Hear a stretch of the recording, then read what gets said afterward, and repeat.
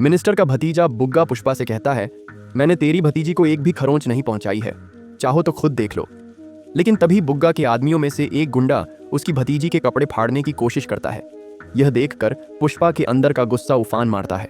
पुष्पा गुस्से में जोर लगाकर सारे गुंडों से छूट जाता है और पास पड़े एक बड़े पत्थर पर जोर से पैर मारता है।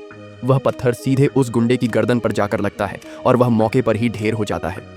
इसके बाद पुष्पा बेकाबू होकर एक एक करके सभी गुंडों को मार गिराता है। उसकी हर चोट में अपनी भतीजी के सम्मान की रक्षा का जुनून साफ झलकता है। कुछ देर बाद पुष्पा के साथी वहां पहुंच जाते हैं, लेकिन तब तक स्थिति बेहद तनावपूर्ण हो चुकी होती है। इस बीच मुख्यमंत्री सीएम का कटलेट नाम का आदमी फोन पर पुष्पा के लोगों को आदेश देता है, कुछ भी करके पुष्पा को रोको, मैं उसकी भलाई के लिए कह रहा हूँ। पुष्पा के साथी उसे रोकने की कोशिश करते हैं। वे उसके हाथ पकड़कर उसे शांत करने की कोशिश करते हैं, लेकिन पुष्पा सबको झटक कर अलग कर देता है। गुस्से में वह अपनी कुल्हाड़ी उठाकर वार करने की तैयारी करता है, लेकिन तभी उसकी भतीजी सामने आ जाती है। अपनी भतीजी को देखकर पुष्पा के हाथ रुक जाते हैं। उसका गुस्सा और दर्द उसकी आंखों में झलकता है। इस मौके का फायदा उठाकर बुग्गा के साथी उसे छुड़ाकर वहां से ले जाते हैं। कटलेट बुग्गा से कहता है, अब यहां से भाग जा, सीएम को रिपोर्ट देनी है कि तू सही सलामत है।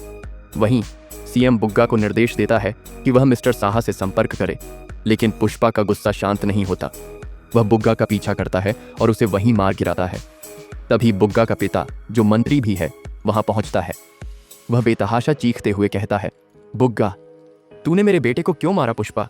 इस लड़की के लिए? अब देख मैं तेरी भतीजी का क्या हाल करता हूं। यह सुनते ही पुष्पा की आंखों में खून उतर आता है। वह मंत्री को भी बिना सोचे समझे मार डालता है। इस खून खराबे के बाद मंत्री की ताबूत पर अंतिम विदाई देते हुए उसकी तस्वीर के पास सीएम और उसके आदमी खड़े होते हैं।